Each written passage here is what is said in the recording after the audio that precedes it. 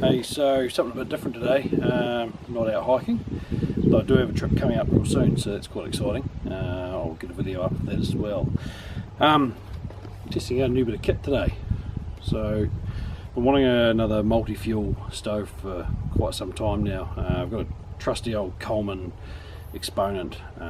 It's getting a bit long in the tooth. Fuel line just failed on it, and the pump's starting to get a few cracks, so it's getting a bit worn out. So at my local outdoor shop, and I found this thing on clearance. It's about got it for less than half the price it would cost me. Yeah, the fire maple lava. So take it out of the box. I've already had it out of the box. I've already used it, but yeah, for the purpose of this. So anyway, inside you get a fuel bottle, petrol, white gas. We call it fuel light here in New Zealand. Or kerosene can go in that.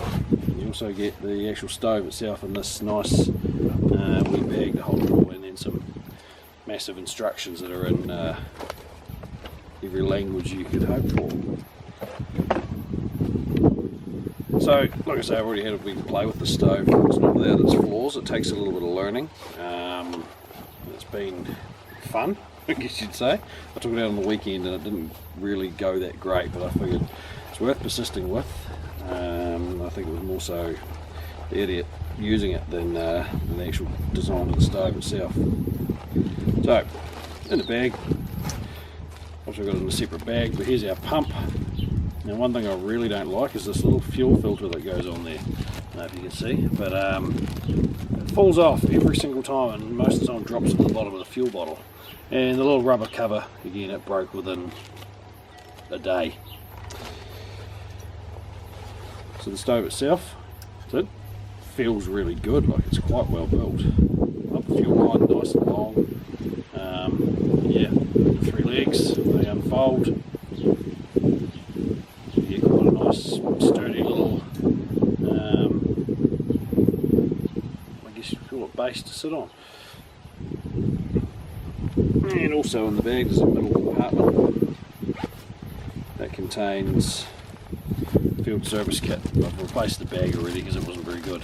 But in here you've got a number of O-rings, different jets. So you got the 0.35 for running liquid gas and 0.32, sorry, liquid fuel, and 0.32 for running gas. Also a spare spring for the pump and a number of O-rings. And one thing I didn't like was, you see the O-ring around the top of the lid. They had that on the pump as well, and it just was not sealing up very well. I'd seen a few other complaints online where some of the manufacturing perhaps wasn't so good, so I got in there and tidied all that up with a file and made that better. So now it seals really well, there's no fuel leaks. Another cool wee thing, there's another wee tripod. And what it does, it clips onto your pump, onto your valve, and then enables you to spin your gas canister upside down when you're in cold conditions.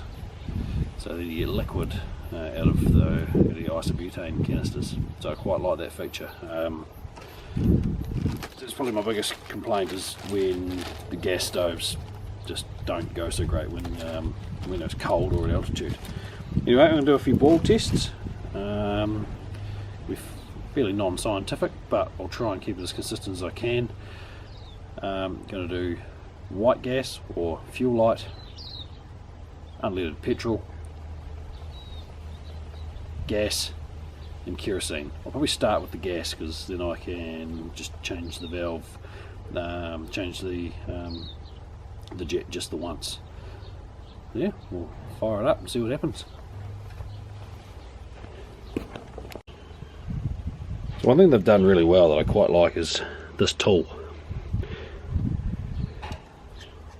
So it's in 3 different parts. So there's your wrench for getting your jet out, which then you hook that in to get a bit more leverage on. And one thing these things are, I guess multi-fuel stoves in general are renowned for is getting blocked jets, but here's a wee needle that you can use to clear such blockages. So there, they got that right. I really quite like that. Anyway, in terms of changing the jet, let's fold these legs out of the road. You simply screw this burner cap off.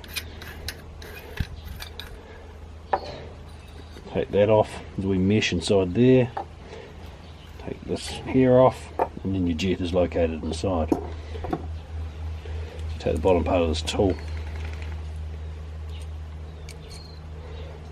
and simply hook it on, off it comes.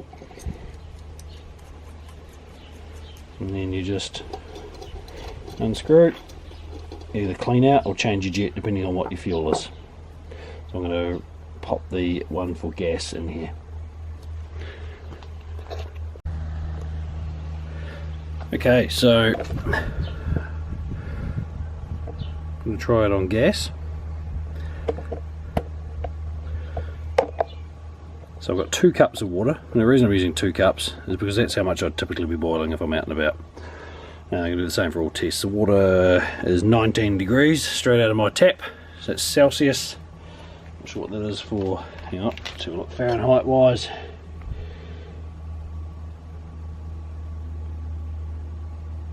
.66 Fahrenheit. And the cylinder, it's not brand new, but it weighs 279 grams as of now where we sit. In terms of starting, you open the valve at the cylinder, flame, light. Takes a second, as soon as it gets hot, you're away. Turn it on, hot on, stopwatch started.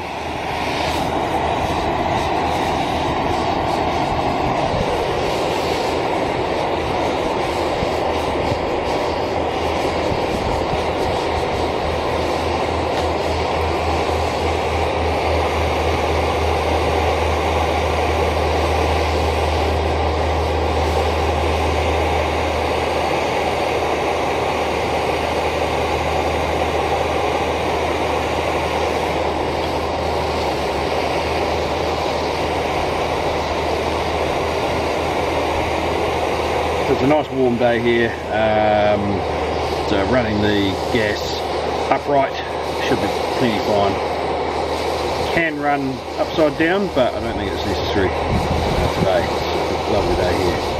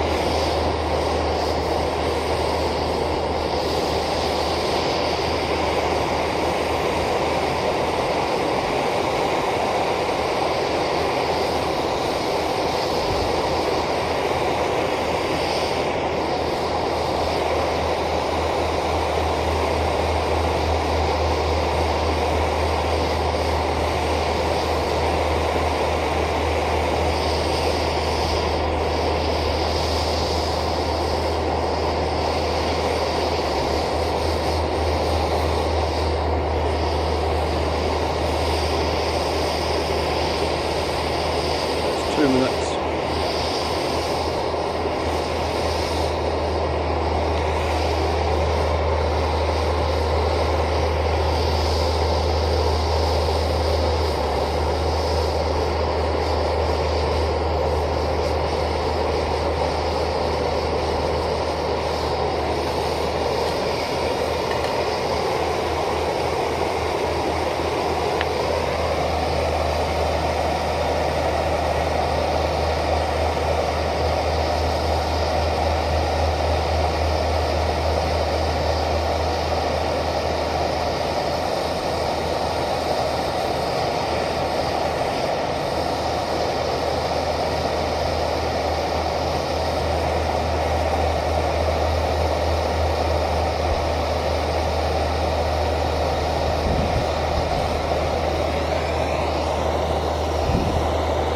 Three minutes.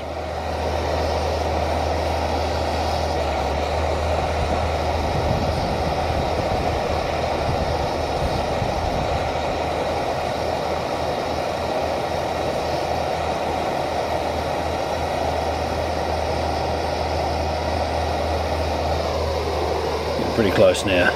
Right, we'll call that a rolling boil at 3 minutes 25. Turn off at the cylinder. Right, back shortly with white gas. Alright, so now I've got the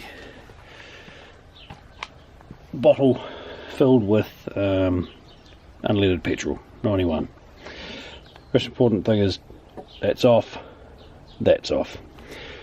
First thing you do, open this fully. And now open this, count to 5. 1, 2, 3, 4, 5. Close. Also close. Let it soak for a few seconds and light. So once again, we've got 2 cups of the same water. So basically we've got to preheat this before we can get it going.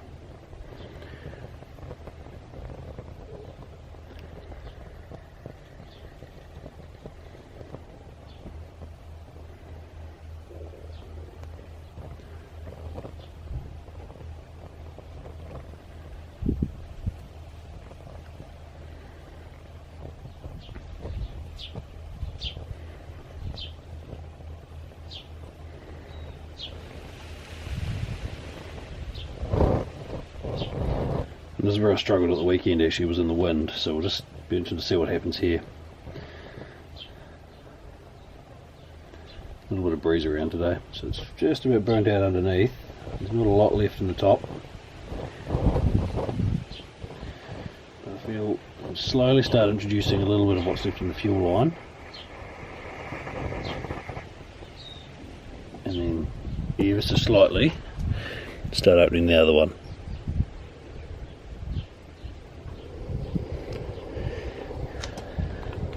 Open this, shut that one down. So wherever it turns, you've got to play with both fuel knobs. Ideally you want to get the one on the burner open fully. So we're a bit flooded there, so then you shut down the other one. Fully open, and now introduce more at this end. You just take your time. Get a little bit of that happening if you're not quite hot enough. Nearly there. Very gradually open it. Within a minute or 2 you get it fully opened. And the downside of this is it's consuming fuel that you'd otherwise be using to heat your water. Back it off just a whisker.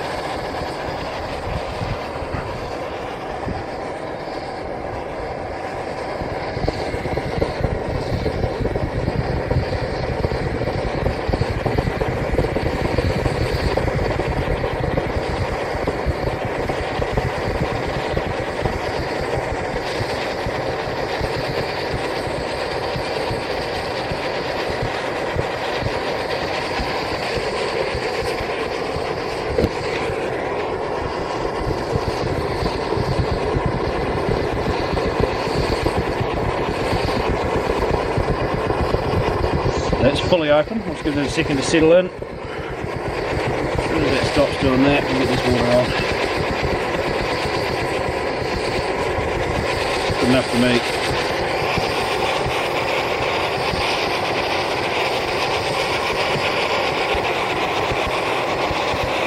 We need a little bit of fluttering, but once it's hot enough it should ease up. It's good now.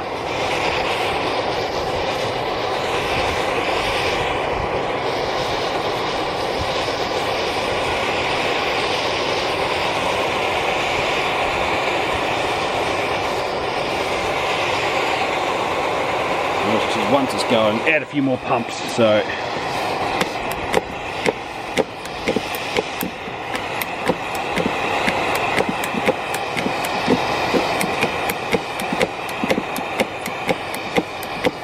20.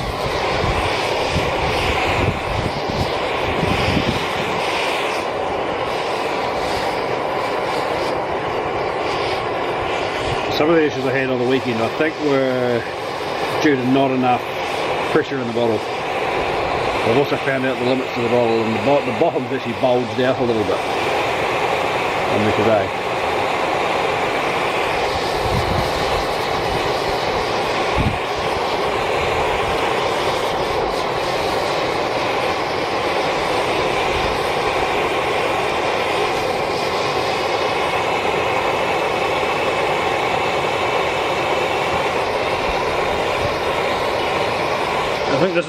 stove really shines. Like that's a minute 30 and we're pretty much, yep, we're done.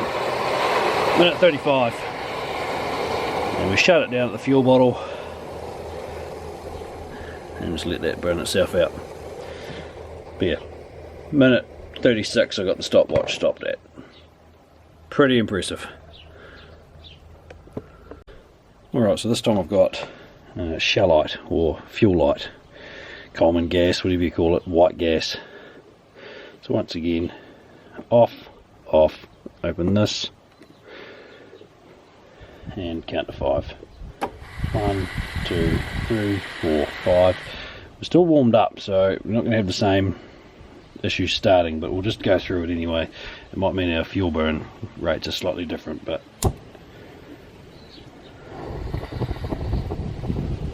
still got to get it warmed back up. So open that fully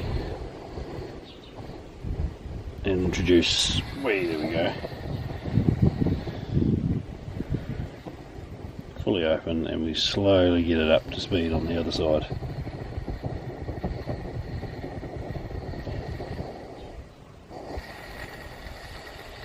So we're still not fully warmed up.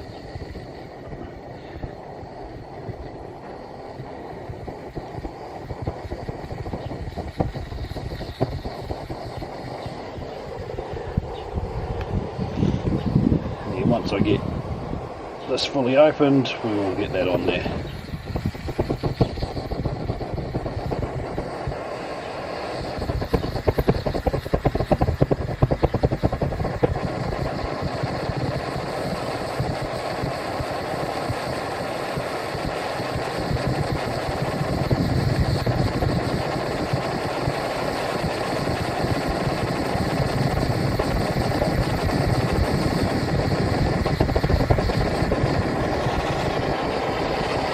I've seen some other reviews of this where people sort of gave it a hard time because of this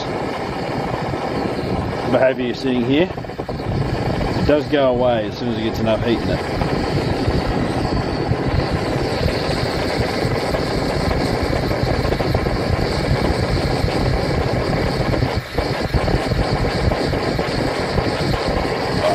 Cool that, and on start.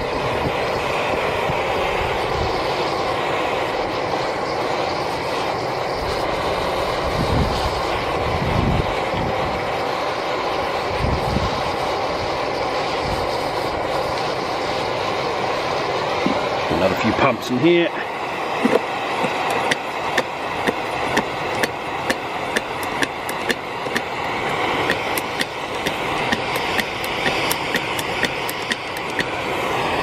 So the pump's an interesting thing too.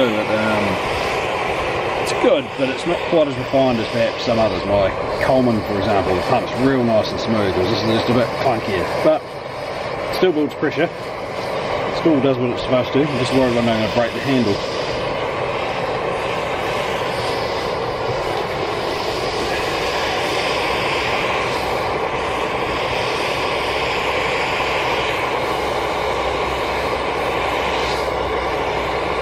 It's just over a minute now.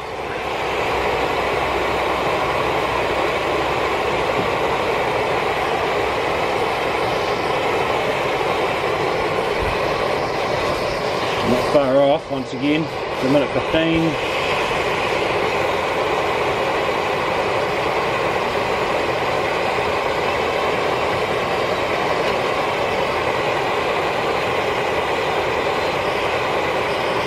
And it's a minute 30, and once again, here we are. Turn it off with the fuel bottle. Maybe 3 or 4 seconds faster, but I mean, it's negligible. Alright, next we'll try some kerosene. Alright, so now we've got kerosene. And from my experiences so far, not my favourite. You might see why in a minute. So again, stove end is closed, open this one, open this, count to 5. 1, 2, 3, 4, 5. Close this end, wait a couple of seconds. Still slightly warmed up, so it's probably going to help us with our start here. But let's let that burn down for a minute.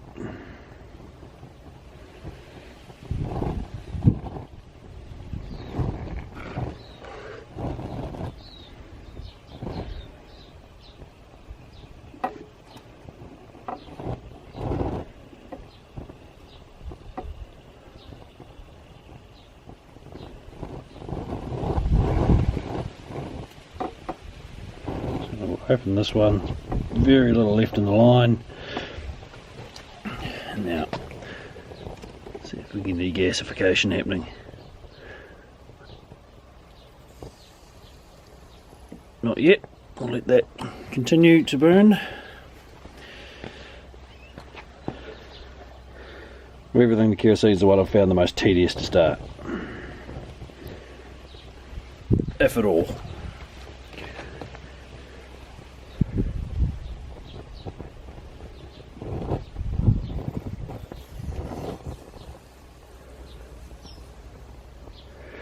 I'm going to shut this one right down. It was just sort of idle, if anything.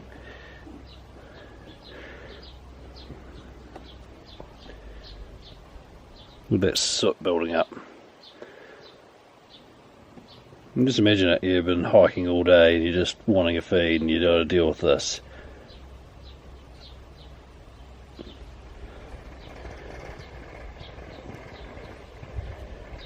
So tedious eventually.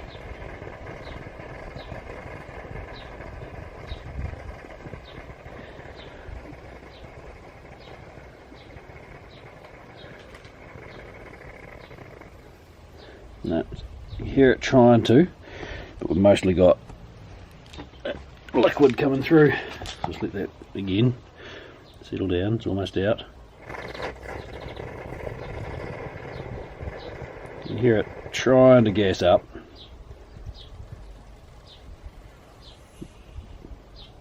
It's mostly liquid.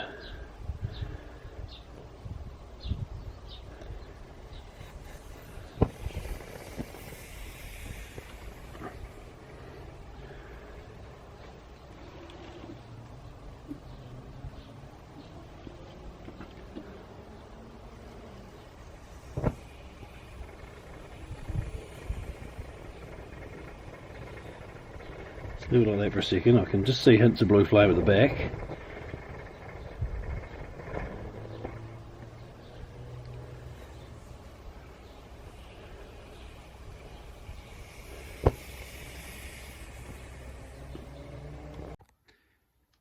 So I'm going to continue this shot with my phone. My camera battery went flat.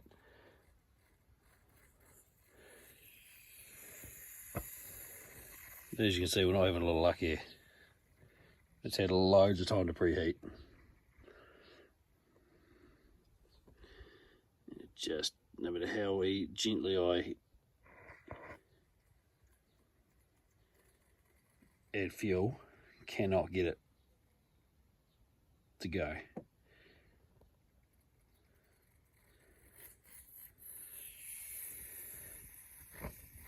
It's trying, but no.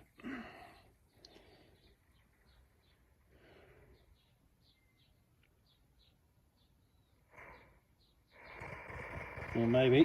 Here we go. No. I think what happens is the fuel gets in there.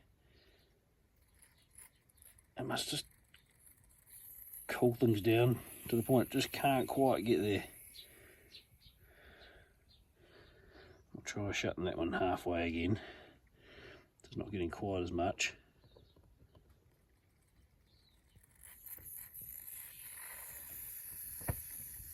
No. So anyway, kerosene, don't bother. That's my main thoughts here. And just as a slight comparison, here's my Coleman exponent.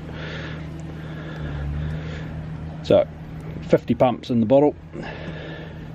It's running on petrol.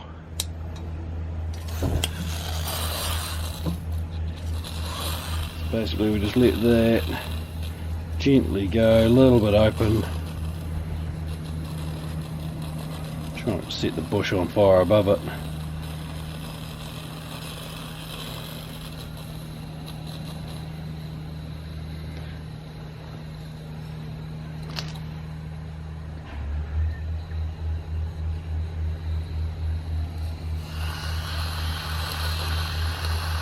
Very gently open the valve. There we go. It's going to settle down into a nice blue flame. As soon as it does, I'll get another 500ml pot of the same water on, and go with that. Starting the timer. Missed that by a couple of seconds, but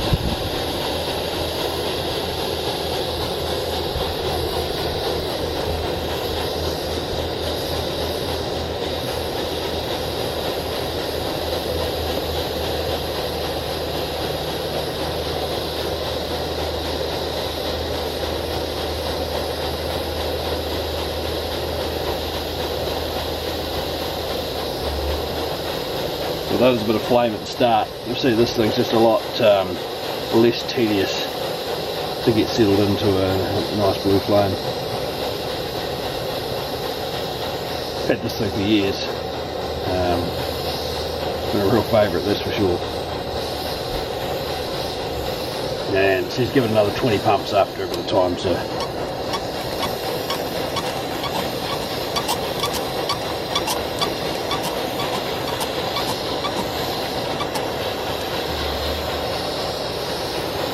minute.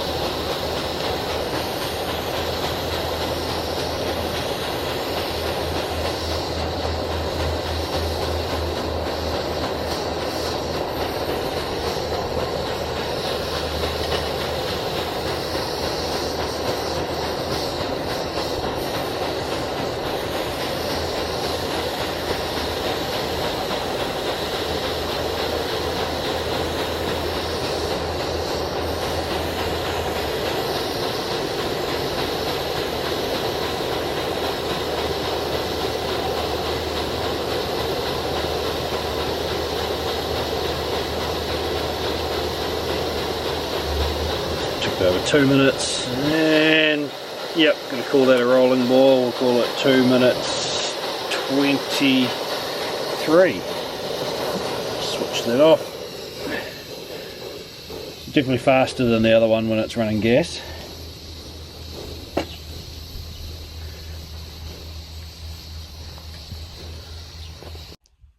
So, conclusions for this thing here, the old fire maple. All in all, I think it could be a pretty good stove. However, it's got a few little flaws, like as you saw with the kerosene. It just doesn't seem to work. I've had it going, but it's really tedious. You get any wind at all, no, it's not having a bar of it. So, what do we find from that? Comparing the different fuels. So we started with the butane. It took 325 to boil 2 cups of water, 3 minutes 25, and it used 11 grams of gas. So it's pretty efficient. I think it's probably using a wee bit more than the likes of my Soto Amicus, which is my lightweight gas stove that I took on the Pacific Crest Trail.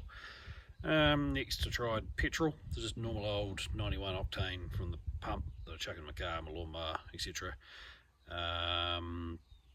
That took 1 minute 36, that's what I've written down here, and used 31 grams of fuel, but that also included a cold start. And then white gas, or fuel light, whatever we like to call it, depending on where you are. Again, 1 minute 30-ish, so much of a muchness in terms of time. But I've written down here 22 grams of fuel used, but then the cooker was still a wee bit warm, so it wouldn't have needed as much fuel to get started. So probably much of a muchness. So they're virtually the same thing, I imagine, in terms of the way they're going to perform. And yeah, kerosene was a bit of a non-starter, so I didn't bother writing anything down for that. I've also compared my Coleman, my trusty old exponent, so that a little slower. That was running petrol as well at 2 minutes 23. However, it only used 14 grams of fuel, so and that was also from a cold start, so less than half the amount of fuel than the Fire Maple. So Coleman certainly more fuel efficient. So I think with a few little things, don't bother with kerosene in my opinion. The fuel filter, that's something that needs addressed because it's constantly falling off and falling in the bottle. Look, I fly model aircraft, so what I'm going to do there is I'm actually going to plumb in a little fuel filter that I'd use on a model airplane into the fuel line. That'll remedy that situation. Yeah, but for liquid fuel performance, I think it's pretty good. I really like it. I'm going to take it with me on the restart track at the end of the month, but not fully in love with the stove yet, so I'm also going to be just taking my little ultralight stove as well, just as a backup in case this thing lets me down. Also, yeah, don't forget to replace those O-rings on the lid in the pump. I just think that they let it down a little bit, and if you do find that it's leaking, get in there with a nice wee file and clean that manufacturing defect up.